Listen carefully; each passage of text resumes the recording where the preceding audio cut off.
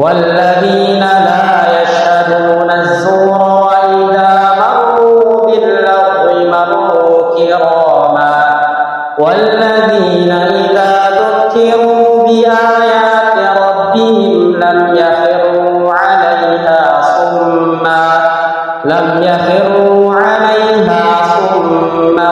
وعميانا والذين يقولون ربنا هب لنا من أزواجنا وذرياتنا قرة أعين واجعلنا للمتقين إماما أولئك يجزون الغرفة بما صبروا ويلقون فيها تحية وسلاما خالدين فيها حسنت مستقرا ومقاما قل ما يعبأ بكم ربي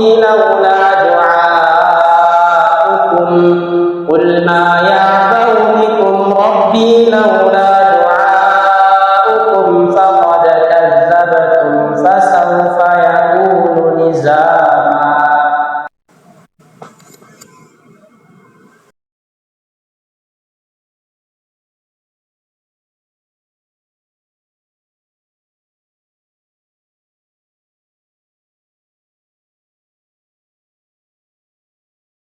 Bismillahirrahmanirrahim. Alhamdulillahi rabbil alamin.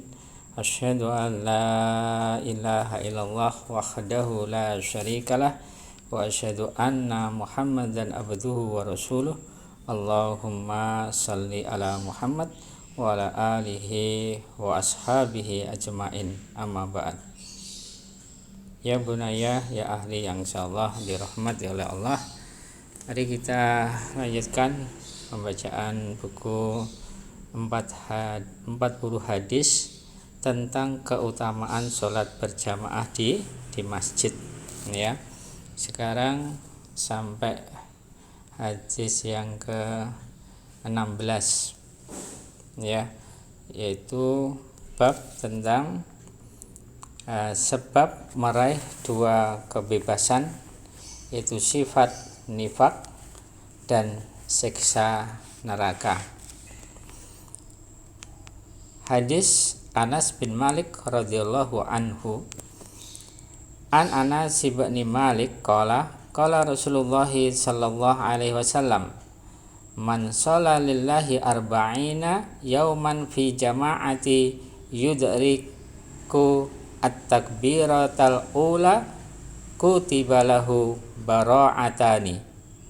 bara'atun minan nari wa bara'atun minan nifaqi.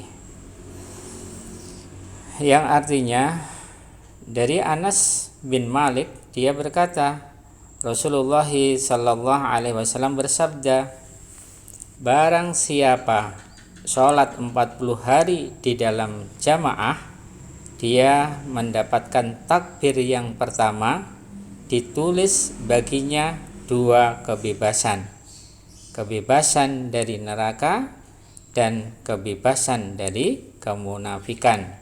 Hadis riwayat Tirmidzi nomor 241, dihasankan oleh Syekh Al-Albani. Ya bunaya, ya adik yang insyaallah dirahmati oleh Allah.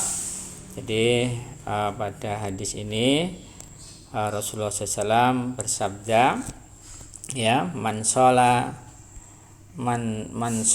lillahi, barang siapa sholat karena Allah, ya, barang siapa yang sholat karena Allah, arba'ina, yaitu 40 yauman, 40 hari, fi jama'ati, yaitu di dalam jamaah, maksudnya sholat berjamaah selama 40 hari, yudriku takbiratal ula, ya, yang dia itu mendapati takbirnya yang pertama, ya, takbirnya imam, ya. Jadi dia mendapatkan takbir yang pertamanya imam, ya, kutiba lahu bara'atani, ya, akan ditulis baginya itu 2 kebebasan. Nah, ya. Jadi barang siapa yang sholat karena Allah, ya sholatnya apa? Min sholalillah, ya sholat karena Allah selama berapa? Arba'ina yauman, yaitu selama 40 hari fi jamaati, ya mereka sholat berjamaah, ya yudrikut takbiratal ula, ya dia mendapatkan takbir yang pertama, yaitu takbirnya imam, kutiba lahu baro'atani, ya akan ditulis baginya itu baro'atani, 2 kebebasan. Kebebasan apa? Rasulullah mengatakan yaitu baro'atu minan nar, kebebasan dari neraka, yang pertama. Yang kedua wa baro'atun minan nifaqi, dan kebebasan dari kemunafikan. Ini hadis yang pertama. Terus hadis yang kedua, hadis Anas bin Malik radhiyallahu anhu, an Anas bin Malik anin Nabi sallallahu alaihi wasallam annahu qala man shalla fi masjidi arba'ina sholatan la yafutuhu sholatun kutibat lahu bara'atu minan nar wa najatu minal adabi wa bari'a minan nifaqi.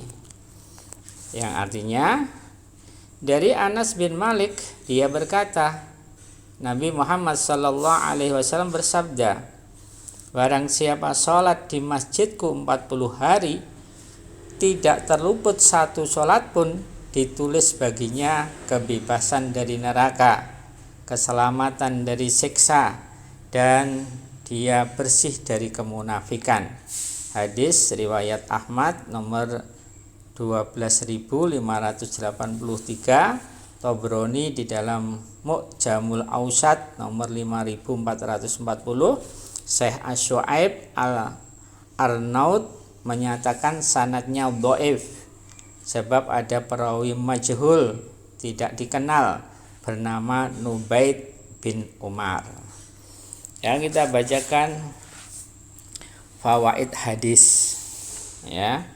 Ada beberapa faedah yang bisa kita ambil dari hadis ini, antara lain yaitu faedah-faedahnya yang bisa kita ambil dari hadis, 2 hadis di atas, antara lain yang pertama, keutamaan merutinkan sholat berjamaah di masjid, ya. Jadi ada keutamaan merutinkan sholat berjamaah di masjid karena Allah, ya. Pada hadis yang pertama tadi, man sholat lillahi, ya, sholat karena Allah, ya. Jadi ada keutamaan merutinkan sholat berjamaah di masjid karena Allah saja, ya.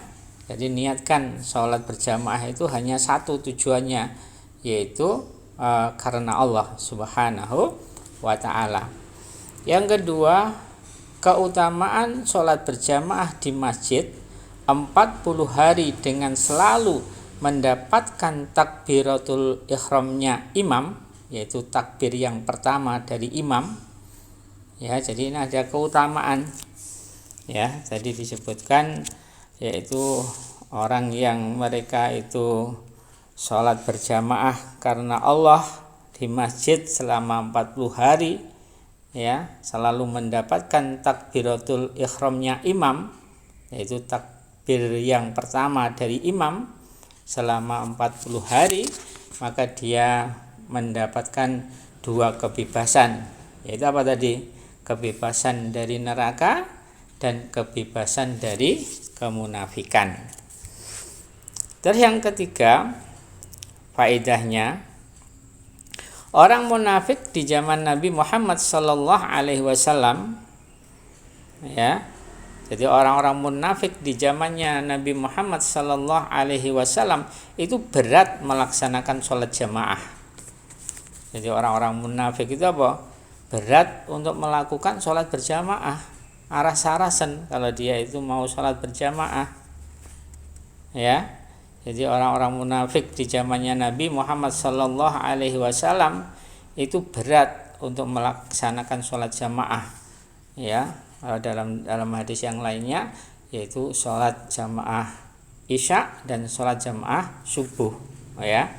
Jadi di sini dijelaskan dalam melaksanakan sholat jamaah semuanya dia itu rasa-rasen, ya, dia itu merasa berat untuk mengamalkannya. Terus yang keempat, wajib meyakini adanya neraka dan siksaan di dalamnya. Ya. Demikian juga ya.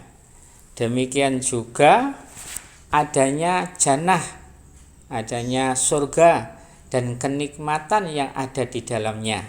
Ya, jadi kita wajib meyakini nih, wajib iman akan adanya neraka, akan adanya siksaan di dalam neraka. Kita harus yakin. Ya, demikian juga kita juga wajib meyakini atau beriman akan adanya jannah, adanya surga, adanya kenikmatan yang ada di dalamnya, di dalam jannah itu. Ya, jadi kita sebagai seorang muslim, ya, orang yang beriman kepada Allah dan Rasulnya, maka kita harus meyakini akan adanya neraka dan surga atau neraka dan jannah. Kita harus meyakini, ya, bahwasanya nanti orang-orang yang berada di dalam neraka itu akan mendapatkan siksaan-siksaan dari Allah sebab dari perbuatannya sendiri. Dan bagi orang-orang muslim atau orang-orang yang beriman kepada Allah, ya, mereka akan mendapatkan jannah dan dia di dalamnya akan mendapatkan kenikmatan-kenikmatan yang luar biasa yang telah dijanjikan oleh Allah Subhanahu wa taala. Terus sekarang yang kelima, faedah atau manfaat hadis, pelajaran yang bisa kita ambil dari hadis tadi. Bahaya sifat kemunafikan, sebab orang-orang munafik akan masuk ke dalam neraka dan mereka orang-orang munafik itu kekal di dalamnya, di dalam neraka, walaupun mereka sholat secara lahiriahnya namun batinnya tidak beriman. Ya, jadi ini bisa kita lihat di dalam surat Al-Baqarah, insyaallah, ya, dari mulai ayat yang ke 9 sampai 20 kalau nggak salah, yaitu tentang sifat-sifatnya orang munafik. Ya, jadi mereka orang-orang munafik itu apa? Dohirnya, lahiriahnya dan batinnya itu tidak sama. Mulanya di sini dijelaskan bahwasanya bahayanya sifat kemunafikan, ya, sebab munafik akan masuk ke dalam neraka dan mereka akan kekal di dalam neraka walaupun sholat secara lahiriah namun batinnya tidak beriman. Jadi lahiriahnya dia sholat, dia puasa, dia zakat, ya, meskipun ada yang sampai dia haji, ya, itu lahiriahnya dia itu melaksanakan amalan-amalan Islam, namun batinnya itu tidaklah mereka beriman. Ya, jadi ini bahayanya sifat kemunafikan. Yang keenam, wajib kita sebagai seorang muslim atau seorang yang beriman, wajib beriman itu lahir dan batin. Ya, iman, rukun iman itu benar-benar diyakini di dalam batinnya dan juga di lahirnya. Itu harus apa? Sama-sama harus dilaksanakan. Ya, dia bersyahadat, ya juga harus mengakui, ya, bahwasanya aku bersaksi pada Allah tidak ada ilah selain Allah dan aku bersaksi Muhammad utusan Allah. Itu harus diamalkan. Setelah kita membaca mendohirkan 2 kalimat syahadat, dan itu harus dilaksanakan.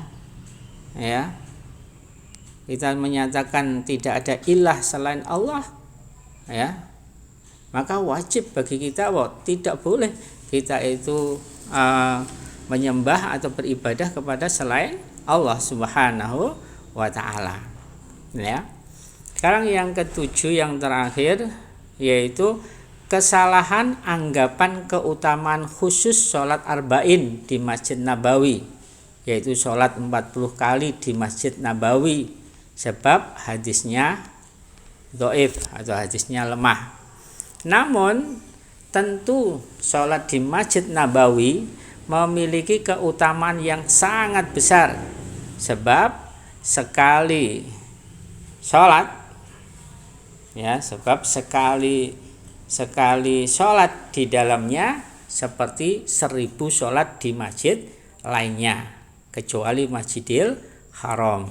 Jadi ini ada keutamaan tersendiri yang orang yang bisa sholat di Masjid Nabawi, yaitu memiliki keutamaan yang sangat besar. Di sana orang yang mereka sekali sholat di dalamnya saja itu seperti dia sholat 1000 kali sholat di masjid yang lainnya, kecuali nanti Masjidil Haram itu lebih berlipat kali lagi. Ya bunaya, ya ahli yang insyaallah dirahmati oleh Allah. Demikianlah penjelasan tentang hadis yang agung ini. Semoga Allah selalu memudahkan kita untuk melaksanakan ketaatan dan menjauhi kemaksiatan, dan selalu membimbing kita di atas jalan kebenaran menuju ridho dan jannahnya yang penuh kebaikan. Ya bunaya yang insyaallah dirahmati oleh Allah, mungkin ini aja pembacaan hadis tentang sholat jamaah di masjid, hadis yang ke-16, yaitu sebab meraih 2 kebebasan, yaitu bebas dari sifat nifak, sifat kemunafikan, dan bebas dari siksa neraka. Ya bunaya, ya ahli yang insyaallah dirahmati oleh Allah, mungkin ini aja yang dapat kita bacakan pada sore hari ini. Mudah-mudahan bermanfaat bagi kita semuanya, dan mari kita amalkan hadis tentang berusaha sholat berjamaah selama 40 hari, yaitu sholat berjamaah karena Allah. Man sholla lillahi arba'ina yauman fi jama'ati, barang siapa yang sholat karena Allah 40 hari dengan berjamaah,